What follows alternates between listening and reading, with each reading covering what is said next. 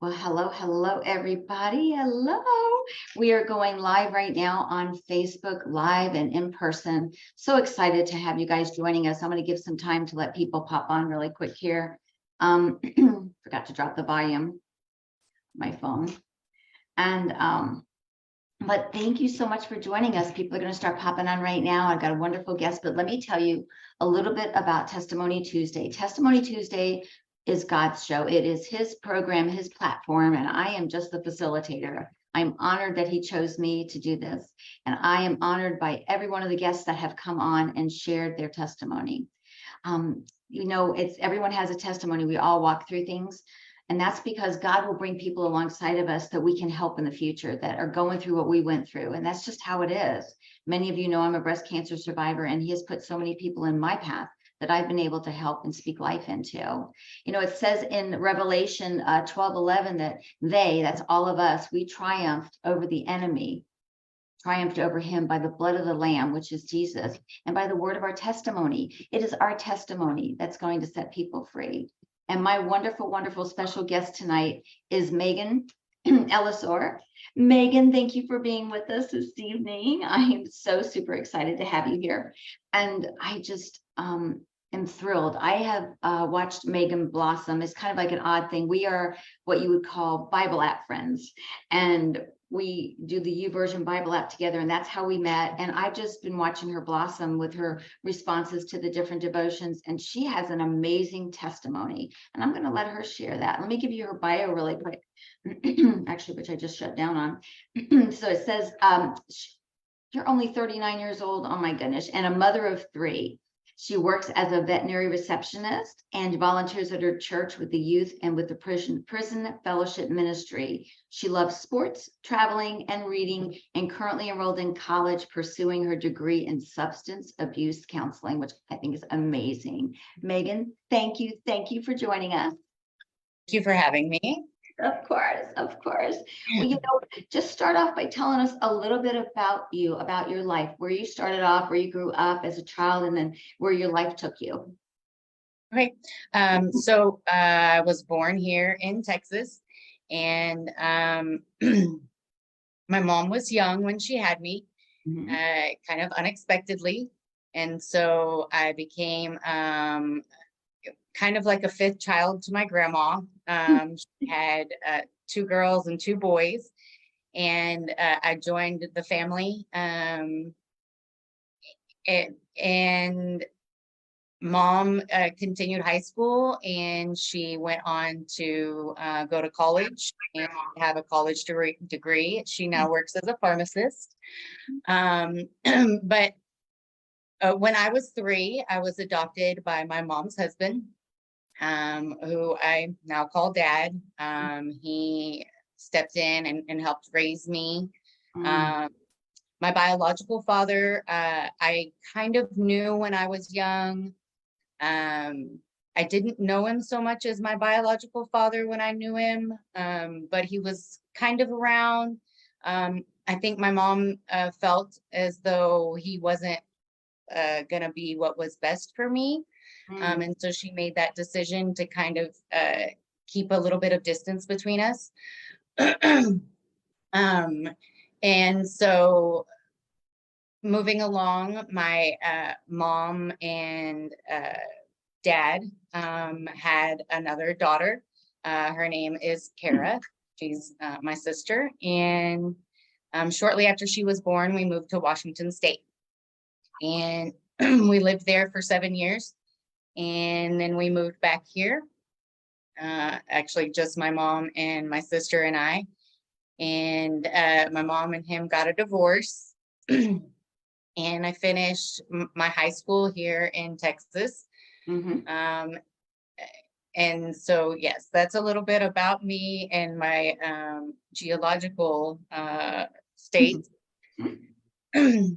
I did endure some issues, which I think all of us do. I think that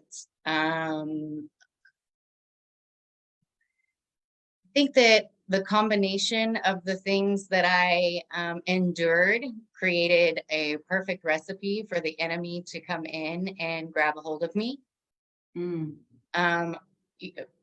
being that I didn't really have a father figure for a few years in my life, I think that I developed with what people would call daddy issues. Mom was great, and my grandparents, my grandma and grandpa stepped in. I had family, surrounding me, but I didn't really have a connection with a father. And I think that that affected me somewhat, not only not having the relationship with a father here on earth, but I think it affected me to know what a relationship with the Heavenly Father is like. I did endure some molestation from the ages of 6 to 10. And it wasn't violent or anything, but it definitely introduced me to acts and pleasures that, obviously shouldn't be experienced in a child that young. But it definitely, I think, contributed to my promiscuity and the issues that I continued to have with lust. I had low self-esteem growing up. I just didn't feel adequate for a lot of different tasks in my life. I have recently in my recovery learned that common sense is not a gift that God gave me. And as a younger person, as a child and a teenager and young adult, I was very ashamed by that. And it made me feel less than. And I know that people who do have common sense are very annoyed by us people who don't have common sense. But I have come to accept it. It is a weakness of mine. And I just keep people around that do have common sense. And we work as a good team. So, but it affected me as a younger person. And I just really just felt less than, like I wasn't able to think like other people. I always took the long way around. I never really got the shortcut there. And I know that a lot of words that had been said to me really affected me. I don't think that the people that said them to me expected me to take them the way I did. But I really just started feeling not great about myself. A lot of the way I was raised was where I was told how to feel. I was told how to think. I was told what I liked and what I was going to do. I didn't really have an opportunity to express myself. And a lot of times the way I thought or my opinions were kind of shot down. Like, that's not right, or that's not good enough, or, just kind of shoved down. You know what I mean? Just put away, disregarded, if you will. And so I just had low self-esteem. I didn't feel good about myself. During the divorce with my mom, I really wanted to be enough for my mom. I thought that me and my sister could provide the happiness that my mother would need, and that, we wouldn't have to, she wouldn't have to get with any more men, that we could just, be a happy family. And at the time, I was a teenager. I didn't really understand what an adult relationship, how that intimacy and the care of a man or significant other, what that means to somebody. So when my mom did get with somebody new, I really took it hard. I took it very hard. And I think that it was one of the final blows that led me to start rebelling a lot.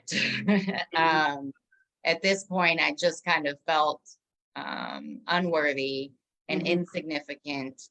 And I just decided that I was going to take matters into my own hands, and that I was going to do what made me feel good. And I was going to do, you know, whatever felt right to me. At this point, we had been attending church.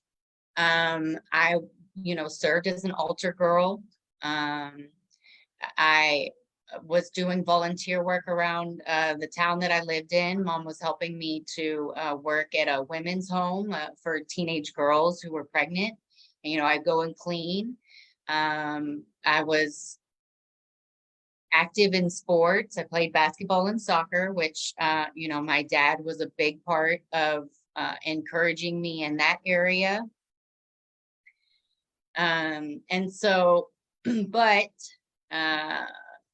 there was a big hole that I was going to try to fill. Right. And so I started about the age of 15 is when I started smoking cigarettes. I started dabbling in marijuana use, and the occasional weekend party that I would attend that involved alcohol. And of course, all the while believing that I was hiding this from my mother because she was not okay with the parties and, anything like that. And so I would lie and I would sneak out and I would manipulate and, just do my best to enjoy my life because I deserved it. And at that point, I was believing that the world owed me. And so, How old were you at this time? at this time, I was like 16. Okay. So basically you So felt like you were kind of out of control, like you had no control over anything in your life. Your mom was going to do what she wanted to do. And at that point, you're like, well, I'm just going to do what I'm going to do. Pretty much. pretty much. And at that point, I felt like I was in pretty good control of the choices I was making. And that was definitely something that I craved. Mom wasn't going to control me anymore. At least that's how I felt in my head. She's, I'm going to make my own decisions. I'm going to have control over my life. I'm going to do what I believe is right for me, which of course every teenager believes they know that, right? Yeah. And so on top of all that, I really started becoming very promiscuous. I was looking for love in all the wrong places. I just really had started to lose any morals that I possessed. I was compromising all kinds of things in the way of approval. I was seeking that attention. I was seeking that love. I was seeking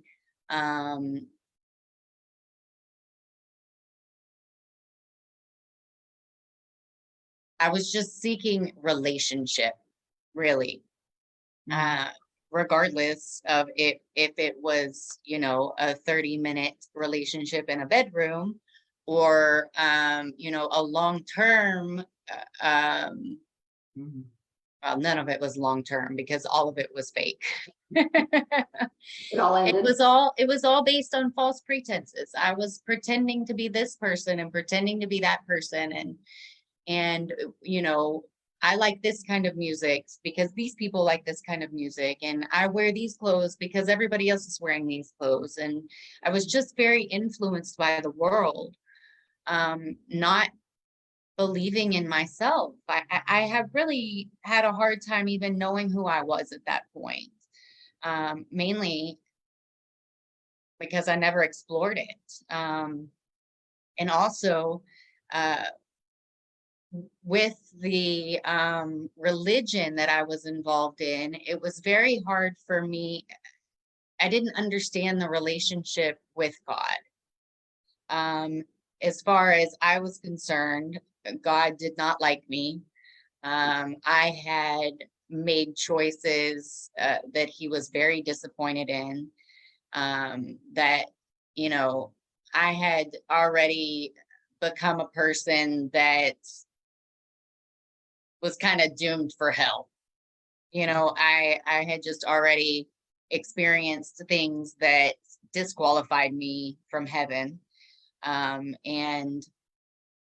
that he was mad at me, that I really, and I, like I said, I think a lot of those beliefs came from the fatherly relationships that I did or didn't have here on earth. Mhm. And so I just struggled and I became a people pleaser. I was trying to please all of those around me. My parents, my teachers, my friends, and on top of that, myself. Like, I wanted to feel good about myself. And at the time, using drugs, forgetting about reality, that brought pleasure to me. And even at that point, I wouldn't even say that the sexual acts brought pleasure to me, but I knew that the other person was having pleasure, and that made me feel good because I was, contributing to that for somebody else. Mhm. And so,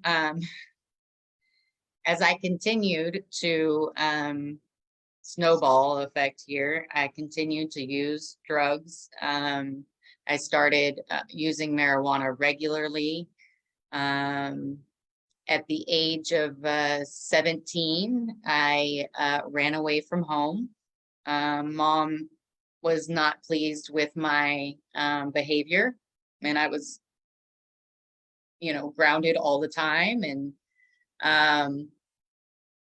I just wasn't going to put up with it anymore. So I ran away and bounced from friend's house to friend's house until, parents started realizing that I was not going home. And so then I decided to move in with some of my coworkers. I'd been working at Casa Olay, and a lot of the servers there were college guys. And I moved in to an apartment with 4 of them. That did not last very long. It was it was a big party apartment, and a lot of things went down that I'm not proud of. And that ended. So I ended up dropping out of high school as soon as I turned 18, January of my senior year. I unenrolled myself from my high school, and I ended up moving away about 30-45 miles in with my 23-year-old boyfriend, who still lived with his parents. And everybody was getting high. I just thought they were the coolest parents ever. And we just had a great time. They did encourage me to graduate high school, so I did continue to go to high school there. It was hard for me because I was partying all the time. Even though I got great grades, still, they recognized at that school that I was going through some hard times in life. So they put me in the STAR program, which is where, you finish classes pretty quickly. You do the bare minimum. I was taking computer classes on the black screen with the green typing. And it took me about 6 weeks to finish, the last semester of high school. But I did get my diploma, and so I'm very grateful for that. But life just continued to spiral out of control. Definitely using marijuana on a daily basis, usually morning, noon, and night.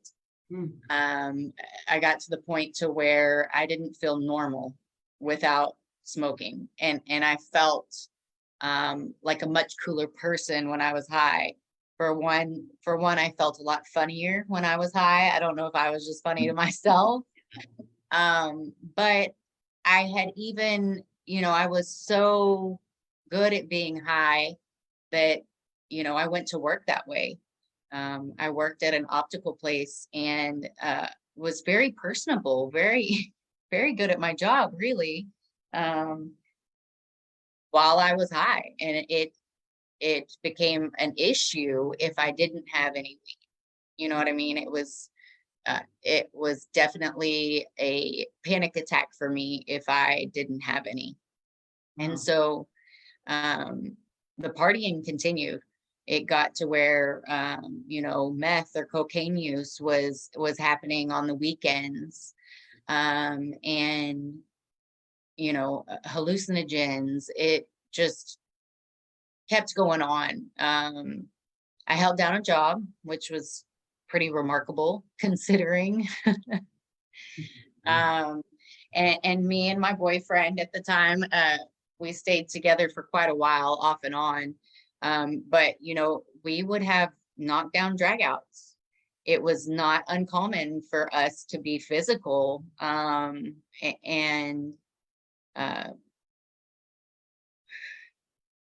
yelling, screaming, breaking things, hands-on fights. Mm. That, me looking back now, I'm just like, wow, because all of it was okay. In my mind, it was okay. It was not like, it wasn't, it wasn't how I look at it now. Like, I had slowly gone from like low self-esteem to just continually chipping away.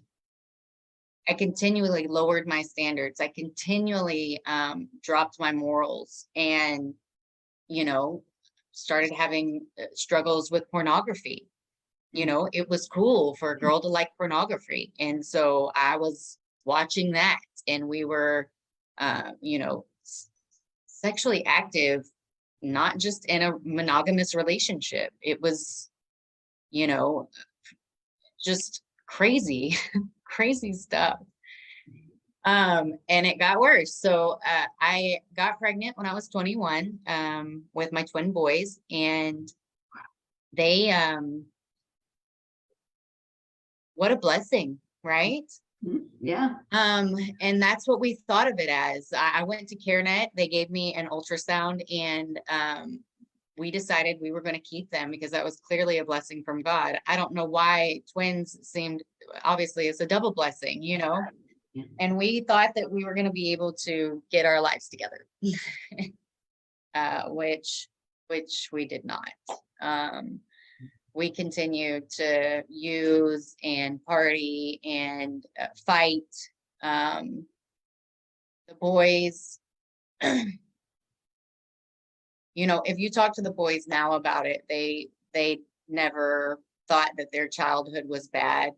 We did a good job of hiding it. But our parental skills were less than acceptable, to be honest. So life continued on. We continued to use drugs. We were raising the boys, off and on, living in separate homes, sometimes together, sometimes not. Meth was involved, periods. We smoked crack for about 8 months. Just all kinds of substances that would alter our thinking, alter our reality, because frankly, we weren't happy with reality. But we didn't know how to get out of it. Mom had suggested celebrate recovery, and I was like, that's just not for me. I'm just not, that does not sound like something I need. And clearly at that point, I was just not ready. So I'm going to fast forward a little bit further. The boys are 7 years old, and Chris and I, their father, are smoking K2. I don't know if you know anything about that. That was a synthetic marijuana that came out that was awful. It was highly addictive, and it did not make you feel like you were on marijuana. It was almost a head trip. And both of us were using meth regularly. And we got caught using his parents' credit cards. And so they were going to press charges. Some phone calls were made. Cops were involved. Guns were pulled.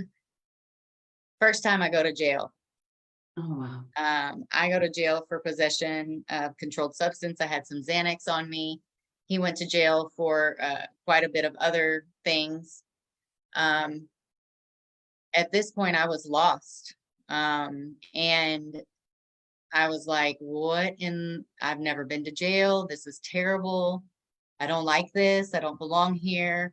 Well, when I got out, I no longer had a job. I had been living with Chris's parents. They were not going to allow me to live there anymore because, of the crimes I had committed and the drug problem that I had.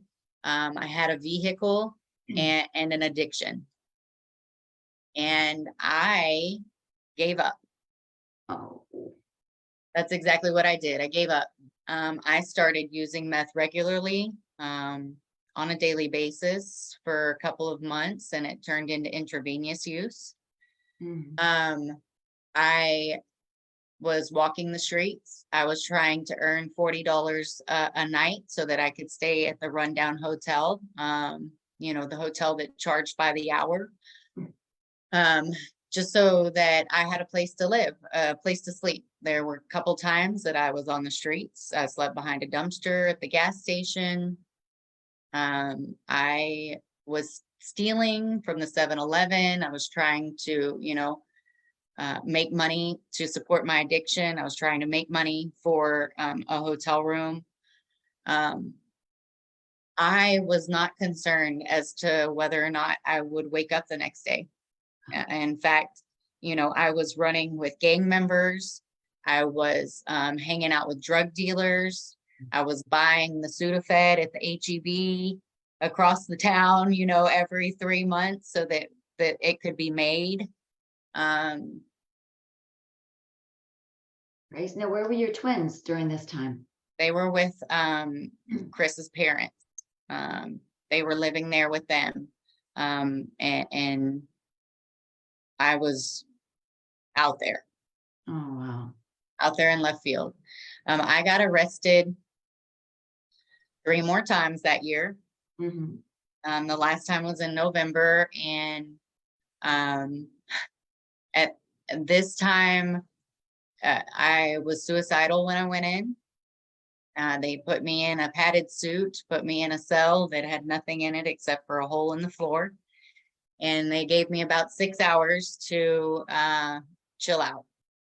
And when they put me in general population, I was distraught, crying. What am I going to do? I felt like I had been arrested on charges that were unfair. I didn't do what they arrested me for, but it was clear that I had several other crimes that I could have been charged with that I just hadn't been caught for. Well, there was 4 women in that cell that asked if they could pray for me.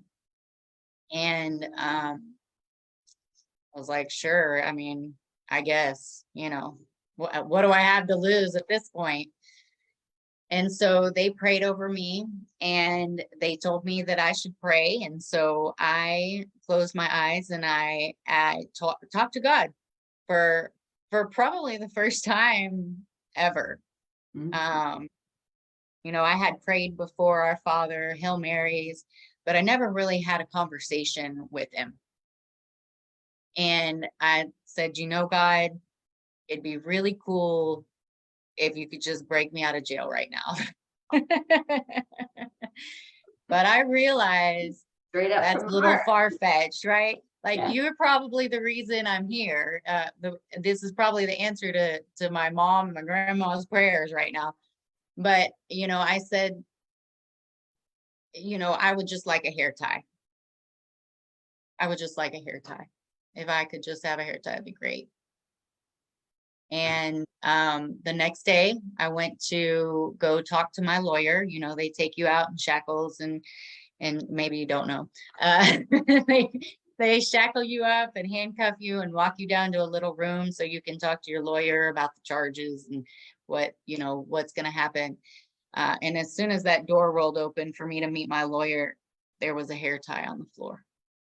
Oh, look at God. And I'm almost positive that it lit up like, oh, you know, and there's no words. There's no words. Because that didn't happen. Most women came in with a hair tie in their hair. You know, you're not allowed to keep them on your wrist. That's contraband. Hit me like a ton of bricks. Mm-hmm. Hit me like a ton of bricks. Now, I'll be honest with you. Didn't change much about my behavior. It did not change much about my way of thinking. I had lived 15 years using drugs and alcohol. I had lived 15 years believing that I was unworthy, that I was inadequate, that I couldn't do anything right, that I just wasn't going to get it right. And why try if you're not gonna, if you're gonna fail? Mm-hmm. So, you know, I was ordered to rehab. And so I ended up getting out before I had a bed at the rehab, and I went right back to shooting up meth, smoking my weed, and mom got a hold of me and she was like, you need to go to this rehab. I'm going to take you up there. And so she took me up to the rehab that I was sentenced to. And I stayed there for about 5 months of the 2 years that I was supposed to. And then I ended up leaving with a man. Mm. Yes, of course, relationships were forbidden in the rehab, but you know, that's, I felt loved. I had a connection with him. You know, he wasn't going to go back to the Aryan circle whenever we got out. You know, he had changed his ways, and I was going to do good too. Oh no, none of that happened. I got out. We stayed together for a short period, and clearly it did not work out because he still wanted to use and you know, be a part of his, be affiliated like he was. And I was still lost. I was still broken. There was no healing that had taken place. And so when I got out, I happened to come across an optical place that was hiring. I had, you know, 10 years of optical experience under my belt. The gentleman hired me on part-time, so I was able to at least afford my probation costs.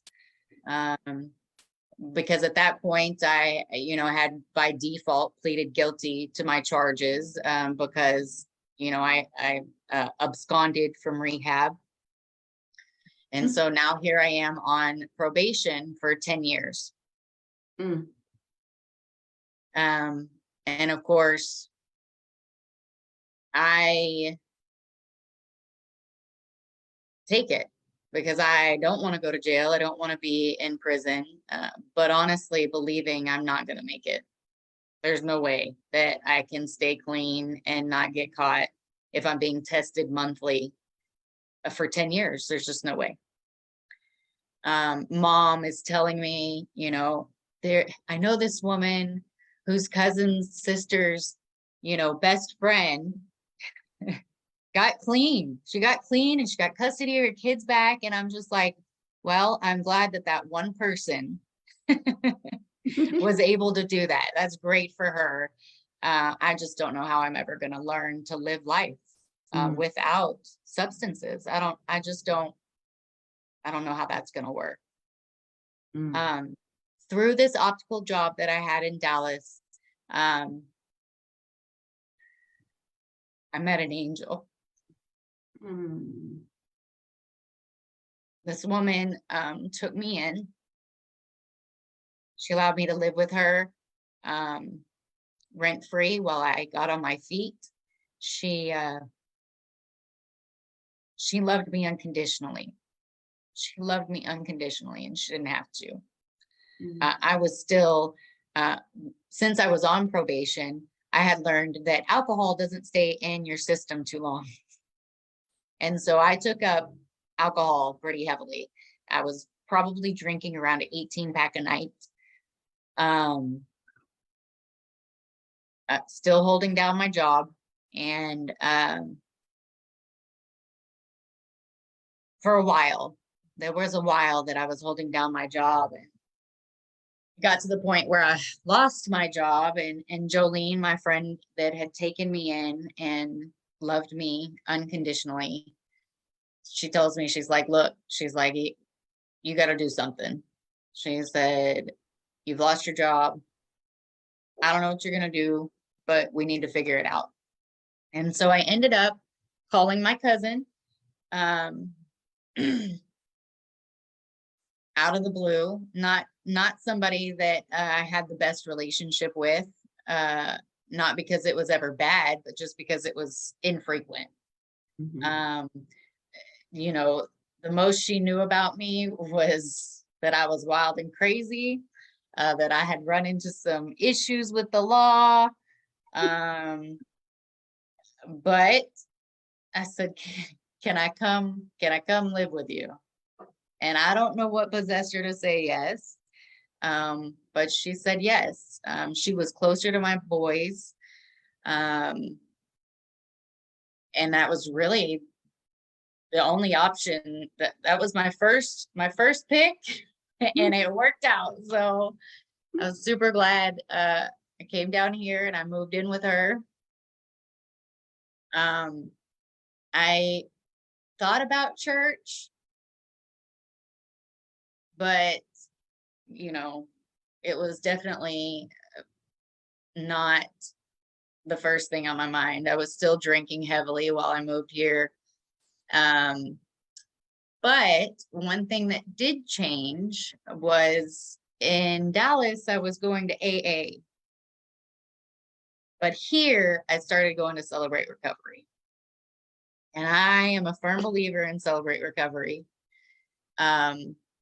When I first started going, I was going because I had to. I was still drinking and smoking weed occasionally. You know, that point right after you drug test, you smoke a couple days so that it's out of your system before your next UA, thinking that nobody's going to tell me how to live my life. I got this under control. I'm still going to do what I want to do, but, you know, somewhat follow the rules of this legal issue that I have. And through Celebrate Recovery and the church that it was at, you know, I started attending kind of, but I met people who loved me.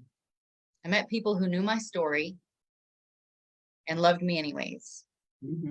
I met people who taught me about who God says I am. Now, knowing that and believing it are two different things. I heard what they were telling me. I was going through the motions of Celebrate Recovery. I was not really working the program at this point. But I was seeing the questions. I was seeing the 12 steps. I was, you know, I was gaining tools. I just wasn't using them yet. And so, because I'm so good at hiding my drug use, I had a probation violation. I popped dirty for marijuana, and I was sentenced to ISF, which is prison. This is where I earned my TDCJ number. And I had to leave my newborn daughter behind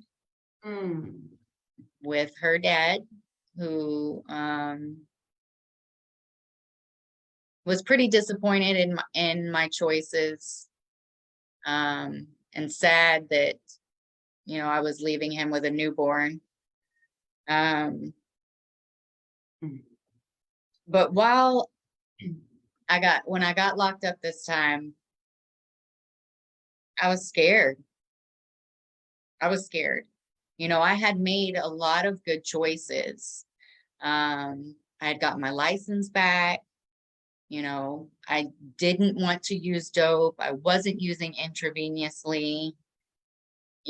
I was making steps towards a healthy lifestyle. I just hadn't quite made it there yet. I hadn't identified all the root causes of my low self-esteem. I hadn't identified the root causes of the poor choices that I had been making. And so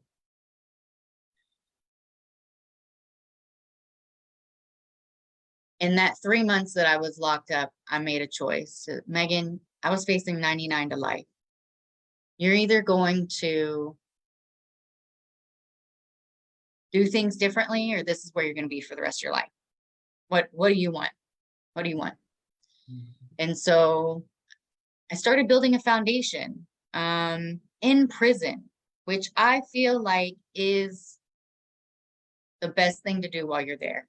And, you know, that's what I try to tell these women when I go back in for prison ministry now, is this is a great opportunity for you to build the foundation. I was getting up before breakfast, you know, breakfast at 4 a.m. I was getting up before breakfast and I was working out. I was going and working out. We'd go to breakfast, we'd come back, and I would pray. I would get on my knees and I would talk to God. I would read the Bible. I was getting in the Word. You know, the girls in the dorm in prison would stay up late, you know, after hours, partying. I mean, from what I heard, there were drugs in the dorm, but they weren't coming around me. I exuded accountability. I was like, don't come by my bunk. Don't wake me up. I don't want to have any part in it. And kind of felt good to have that confidence and for other people to see it and to know it. And so it really helped me to identify who I wanted to be and how I wanted to be. And I kind of got a glimpse of who God had created me to be. You know what I mean? And so I got out. Gwen's dad asked me to marry him. I was really excited. I was like, all right, I'm on the right path here. I started going to Celebrate Recovery and really working the steps. I started volunteering for Celebrate Recovery. I started giving my testimony and sharing the things that God was doing in my life. I was excited because, you know, in all the things that I had failed on, I was about to have this marriage and I was gonna get something right. You know, I was gonna have a good marriage and I was going to continue to grow in God and who God says I am and what God created me to be and who he created me to be and what he created me to do. I started feeling like I had purpose. Like, there's a reason you're here. You have something to do here. It's not about what happened to you in the past. It's not about what you missed out on. It's not about the choices you made. It's not about the mistakes you made. It's not about the people you hurt. It's not about that. It's about me, and I got something for you, right? And so I just got really excited. And you know, my leader for Celebrate Recovery, she's like, hey, Megan, I'm doing prison ministry. You want to come back in the prisons? No, I do not. That is not for me. I'm not going back in the prisons. Makes me nervous. I don't want to be in that environment. She told me to pray about it, prayed about it. I went into the prisons and I love it. Love it. It is for me. Those are women that I understand and I can relate to. And I know that for me, when I was in prison and in my addiction, seeking help, I didn't like to talk to somebody who went to school for 8 years and has a degree and doesn't know anything about drugs and doesn't know anything about addiction and doesn't know anything, that was just educated. I wanted somebody who I could relate to, that went through these things, that knew what it was like to live on the streets and go through these hardships. And so I know it means a lot to them too. I know it means a lot to them too when I come in there and I tell them, look, I was you. I was you. And it doesn't have to be like that. You don't have to come back here. You can change the way you think, the way you feel about yourself, how you value yourself. Because the more I became confident in who God says I was, the more I didn't worry about what everybody else thought. The more I wasn't concerned about these decisions I was making. Yes, I care that it may hurt you. I'm not gonna be mean to you directly, but I've got to do what I've got to do for what God has purposed me to do. I'm sorry that I'm not able to make it to this event because I have to go to the prison. Like, this is something that I need to do. So I was married for 3 years, and then my husband asked me for a divorce, which was unfathomable to me. Like, you got with me when I was drinking an 18-pack a night, and now here I am, granted, still struggling, still trying to find who I am and what I like and what I don't like, and exploring my purpose. And I just didn't understand it. And when he asked me for that, I was like, the one thing that I was going to get right is falling apart. I failed again. I got knocked down. It hurt bad. And I started to realize that in my marriage, I was compromising my relationship with God. I was putting my marriage before him. I was so concerned with making it work and pleasing my husband that God was taking second place. He was not first. And I think that I know that he put a stop to it. He said, no, that is not what you're supposed to be doing, Megan. And I left the house, and God put me in a cinder block apartment that reminded me a lot of the prison cell that I was in when I first came to him. Oh my goodness. He took me back to the beginning. He took me back to the beginning of our relationship. He's like, guess what, Megan? All you need is me. That's all you need. You just need me, Megan. And my therapist, which is great, I love her, she told me, she said, do you think God is more concerned with your marriage or with your personal growth, with you becoming what he's created you to be? Made a lot of sense to me. And so, granted, I haven't gotten a divorce yet. We're still separated. And I'm not making the first move because I don't want to get a divorce. But there's been so much growth happen for me. There has been. I've just really continued to blossom. And, I told you I work with the youth at my church. Whenever our youth pastor had reached out to me and asked me, do you want to work with the kids? It's actually funny. because the day before I had said, I don't really like anybody's kids but my own. I thought that was funny. So he was like, yeah, I got something good for you. And so I told my youth pastor, I said, well, I'm going to have to pray about it. And I got off the phone and God was like, what do you got to pray about?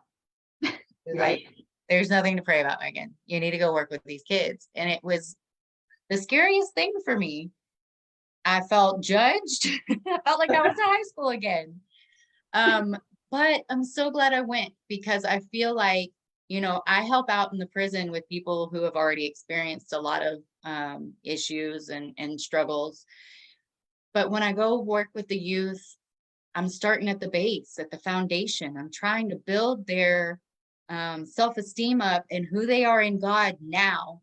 Like, I'm getting to the root of the problem. You are loved. You are needed. You have a purpose, whether you see it now or know it now. There's a place for you. If you're alive, God's got something for you. He's not done with you yet. And so for me, it's all about hope. I try to encourage women, it's mostly women.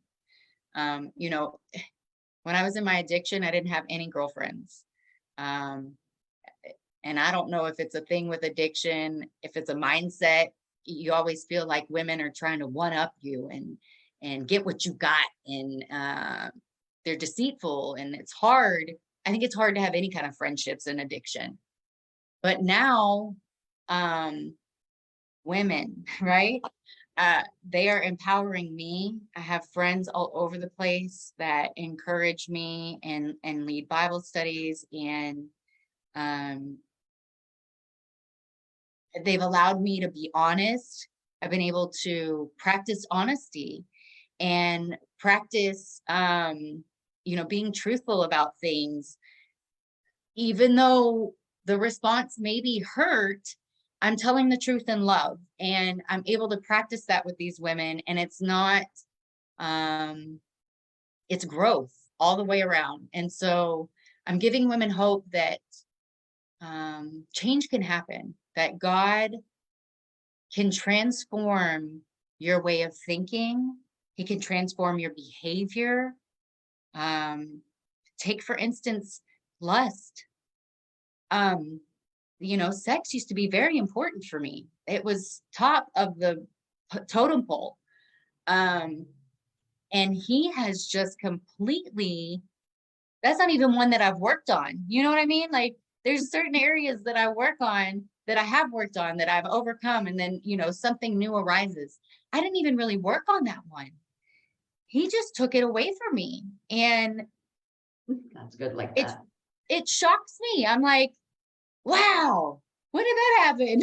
I didn't even, and it couldn't have been in my own power, because like I said, I didn't work on that. It was him working in me, to remind me of how important I am, what value I do have, that those kinds of things aren't good for me, that it's not what's best for me. And so it just was taken away. Now, marijuana was not something that he just took away. That is definitely something that I've had to work on to weed out of my life. And he's helped me. It's just, you know, it's, that one's taken a lot more time than the lust one. But he just continues to work in me, and he continues to show me the right path. I fail all the time. But I have grace with myself, because he has grace with me. And I know that it's okay to mess up. It's okay to fail. It's not the end of the world. He's got me. He's okay with it. Like, I'm not in trouble. He's not mad at me. You know, one of the lines in the songs is, I can't let you down because I was never holding you up. It's one of the lines that I just really relate to. And it helps me to remember that he knows I'm not perfect. He knows my struggles. He knows, he knows me. He knows my heart, and he loves me through all of it. And he won't stop. There's nothing I can do to make him stop loving me. And I just want to give hope to everybody that there's a better way. It's not easy. It's not easy, but it's worth it. And, people say that all the time. Anything that's worth it is hard. You got to work hard to get to something, and it's worth it. Back to where I told you that I gave up, because people will tell you don't give up. I gave up. I literally gave up. I tried my hardest to stop being on this earth without committing suicide. God did not give up on me. He didn't give up on me. He pursues me constantly every day, and I'm so grateful for it. He doesn't give up. He keeps going for me. He did then. He kept me alive through lots of situations that could have ended in my death. And I just gotta give him praise. I gotta praise him for it, and give back, and tell everybody else about it. You've done I want to give hope to the moms out there too that are praying for their kids, the dads and moms that struggling. I have to pray for my sons now too. They've dealt with a lot of hurt, and they struggle as well. And I asked my mom, I said, Mom, what's the prayer? What did you say for me to get me to this spot that I'm at now? I need to know that prayer, because I got to pray it for my kids. But just don't give up. Don't stop praying, because it can happen. It's possible. It's possible to go from the depths of hell back into the light. You are truly, truly amazing. I'm blown away, and your resilience. But I love how God just kept showing up. I mean, it was just awesome. He did not, I typed in the message, the comments there about Ephesians 2:10, and that talks about what God had prepared in advance for you to do. He had you on his mind all along, way back when, before you took your first breath, and he knew what you were going to do. He knew the road, the avenues, the detours you were going to take, and he prepared in advance what he wanted you to do, your plan, your purpose, and you're walking in it now. How amazing is that? I mean, it's just beautiful. And the prison ministry and the youth, only God, right? Only God. Yeah, he works it all out for his good, for his glory. He does. He really does. Megan, I can't thank you enough for being a part of this, and leaving that sweet nugget, that good nugget for the moms out there, not to give up on their kids. It's so true. You can't, as a mom, you can't ever stop praying for your kids. And as a grandma, you can't stop praying for the grandkids. I mean, thank God for my praying grandma. Amen. Isn't that the truth? God knows where we'd be, right? Oh my goodness, but you're just amazing. You're so resilient and so strong and so brave. And I love how God finally revealed to you who you are in his eyes. The enemy tried to, distract you and fill you up with lies and fill your brain up with lies. But look what God did. He turned it all around for good. What the enemy meant for harm, God used for good. Exactly. Yes, most definitely. Yeah. Oh my goodness. Well, you guys, everyone watching, thank you so much for watching tonight. And I want you to know you can find Megan here on Facebook, Megan Ellisor. It'll be on this page here. You can find her that way. And I bet she's got a book brewing in there somewhere, because I think you need to write a book, girl. I'm feeling it. I'm seeing it. I'll have to look into that. Yes. So I'll get my degree here in licensed chemical dependency counseling. Yes. And then who knows where that will take us, right? Right. And your next thing you know, your book will be in the prisons for people. It'd be like, wow. Wow. Right? Do you have a vision? Are you speaking something over me right now? Over you right now. From my lips to God's ears right now, it's happening. I can see it. It's going to be there. It's going to be great. Oh my goodness. I love you so much. I'm so glad we got to finally meet face to face. Yes. My sweet friend on Facebook. And I am so proud of you. And everyone watching, I just please, I encourage you, share this video, share this testimony with your friends, share it on your page on Facebook, share it, because people need to hear that there's hope. There is hope out there. Megan is walking and living proof of hope. Yes. That you can turn your life around. You can get clean. You can just turn it completely around, do a 180, and it's all with God's help. He's there ready to help each and every one of us. Amen. Amen. Thank you, my love. Yes. Thank you. Oh, you're welcome. You're welcome. Thanks for being a part. I'd love to have you back again when you've got your chemical dependency degree, and we can talk more about Great. that. Exciting. And I just thank you. I just, from the bottom of my heart, for being so brave and so strong to come and give your testimony and share it. But it's because you're going to help so many people with it. You I know? sure hope so. Oh, you will. You truly will. And thank you everyone for watching. I'm Valerie Wilson Peterson. This has been Hope Defined Me's Testimony Tuesday, God's program. I'm just the facilitator. And thank you for joining. Bye. Like and share. Love you.